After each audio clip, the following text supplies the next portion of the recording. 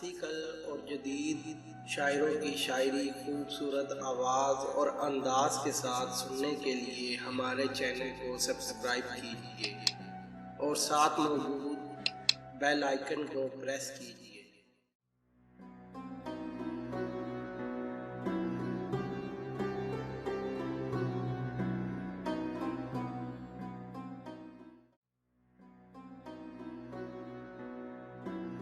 سر اس کو ذرا نہیں ہوتا، رنج راحت فضا نہیں ہوتا، تم ہمارے کسی طرح نہ ہوئے، ورنہ دنیا میں کیا نہیں ہوتا۔ اس نے کیا جانے کیا کیا لے کر، دل کسی کام کا نہیں ہوتا۔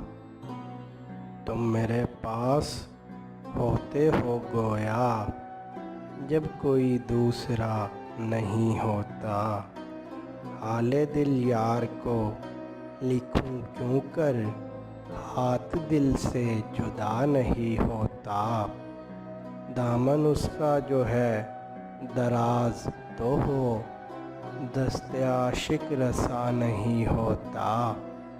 چارہ دل سوائے صبر نہیں، سو تمہارے سوا نہیں ہوتا۔ کیوں سنے عرض مضطر اے مومن، صنم آخر خدا نہیں ہوتا۔